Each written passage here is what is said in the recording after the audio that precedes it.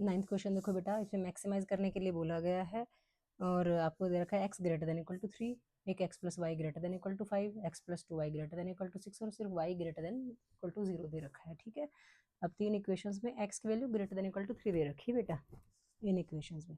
तो देखो पहले तो हम ये दो उठा लेते हैं, इसको इज इक्वल टू 5 करके, और ये क्या है x प्लस 2y, इसको इक्वल टू 6 करके वैल्यूज निकालते हैं, पॉइंट्स निकालेंगे। x की वैल्यू 0 रखी तो 0 plus y is equal to 5, तो y हमारे पास 5 आ गया। यहाँ पे x को 0 रखा तो 2y इज इक्वल टू 6, तो यहाँ से y इज इक्वल टू 6/2 हमारे पास कितना आ गया, 3 आ गया। ठीक है बेटा, अब हम क्या रखेंगे, y को 0 रखेंगे, y को 0 किया तो x plus 0 is equal to 5, तो x की वैल्यू कितनी आ गई 5। यहाँ पे y को 0 करेंगे तो x plus 2 into 0 is equal to 6, x is equal to कितना आ गया 6 आ गया।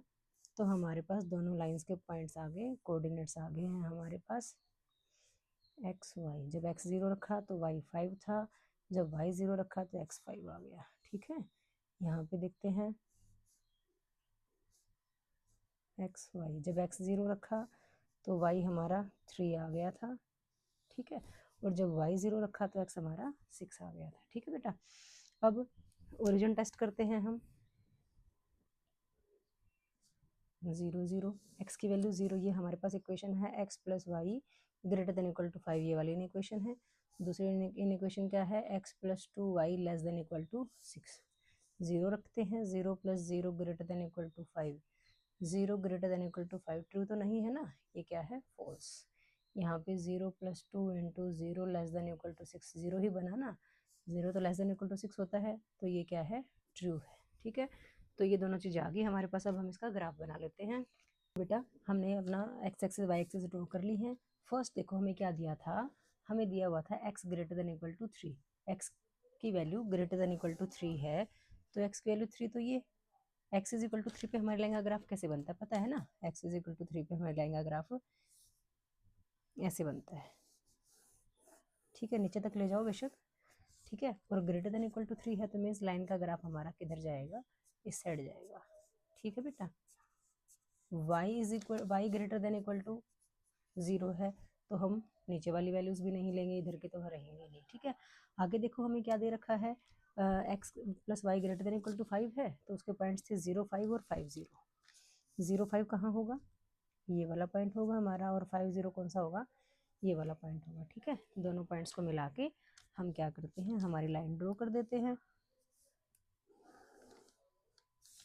ठीक है बच्चों, ये आ गया हमारे पास लाइन इन इक्वेशन थी x plus y greater than equal to 5, ये पॉइंट है आपका 5,0 और ये पॉइंट है आपका 0,5। ठीक है, अब इस लाइन का ग्राफ कहाँ बनेगा, ओरिजिन टेस्ट पे ये फॉल्स थी, मीन्स लाइन का ग्राफ हमारा ओरिजिन से दूर बनेगा।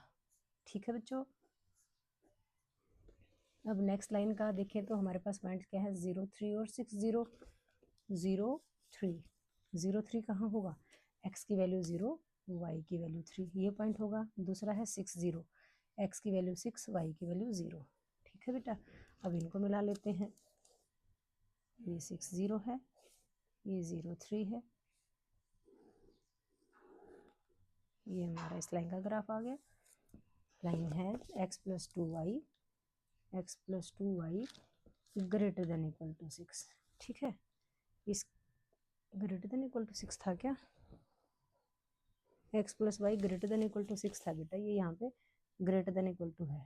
ठीक है, अब ग्रेटर देन इक्वल टू है तो 0 ग्रेटर देन इक्वल टू 6 नहीं होता है ना, ये कंडीशन भी क्या होगी हमारी फॉल्स होगी। ठीक है, फॉल्स है तो हमारी ब्लैक वाली लाइन का ग्राफ भी कहाँ बनेगा, ओरिजिन से दूर बनेगा।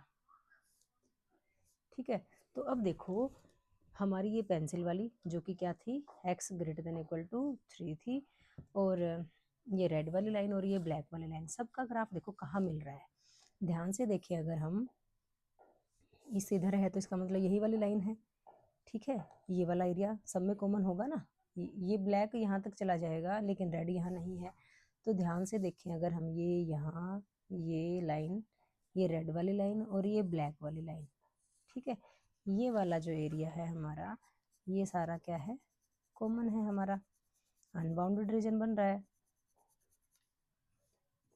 ठीक है, यहाँ ब्लैक के ऊपर है और यहाँ रेड के ऊपर है। ठीक है, तो इस ढंग से आप कह सकते हो कि ये सारा का सारा एरिया जो है फिजिबल रीजन है, अनबाउंडेड, कहीं तक भी ले जाओ आप, ठीक है। ये ऐसे बना आपका, ठीक है बेटा। हम इसको कह सकते हैं अनबाउंडेड फिजिबल रीजन। ना लिखो यहाँ पे, मैं तो वैसे बता रही हूँ आपको, यहाँ पे अनबाउंडेड फिजिबल रीजन, ठीक है। अब आपको पॉइंट्स तो देखने पड़ेंगे ना, कॉर्नर पॉइंट्स। कॉर्नर पॉइंट्स कौन कौन से, देखो ध्यान से। एक तो यहाँ पे है पॉइंट आपका, एक यहाँ दिख रहा है हमें पॉइंट, और एक ये पॉइंट दिख रहा है, ठीक है। इन पॉइंट्स को हम नाम दे देते हैं ए, बी और ये क्या है, सी, ठीक है। तो लिख सकते हो A B C feasible region, लिखना चाहो तो, ठीक है। अब ध्यान से देखो, आपको ए पॉइंट पता है क्या? ए पॉइंट नहीं पता हमें, क्योंकि ये रेड वाली लाइन का पॉइंट है। बी पॉइंट भी नहीं पता, सिर्फ सी पॉइंट पता है, जो कि कितना है, सी पॉइंट है आपका 6,0। ए और बी निकालना है, तो उसके लिए आपको देखना पड़ेगा ए और बी जो है किसके इंटरसेक्टिंग पॉइंट्स हैं। ए की बात करें तो ए हमारा x greater than equal to 3 और ये रेड वाली line x plus y greater than equal to 5 का इंटरसेक्टिंग पॉइंट है। तो आप लिखोगे फॉर ए, हमने हमारे पास क्या है, x greater than equal to 3, greater than equal to नहीं, अब यहाँ पे आप इक्वल टू ही लिख के करो, इक्वेशन को सॉल्व तो ऐसे ही करना पड़ेगा ना। x इज इक्वल टू 3 है और रेड वाली लाइन है आपकी x plus y is equal to 5। ध्यान से देखो, ए पॉइंट जो है आपका, ये वाली line x greater than equal to 3 और ये वाली line x plus y greater than equal to 5, दोनों का इंटरसेक्टिंग पॉइंट है। तो हमने दोनों लाइन ले ली, तो यहाँ पे x 3 आ रहा है, तो x की वैल्यू यहाँ पे 3 रख लेते हैं, plus y is equal to 5, तो y की वैल्यू आ गई 5 माइनस 3 2। तो जो ए पॉइंट आया आपका वो क्या आ गया, 3,2 आ गया, ठीक है बेटा। फॉर बी, अब बी हम देखें किस किस का इंटरसेक्टिंग पॉइंट है, रेड वाली और ब्लैक वाली लाइन का। लाइन क्या क्या है हमारे पास, x plus 2y is equal to 6 है, और दूसरी लाइन है x plus y is equal to 5। इसको इक्वेशन नंबर 1 कहो, इसको इक्वेशन नंबर 2 कहो।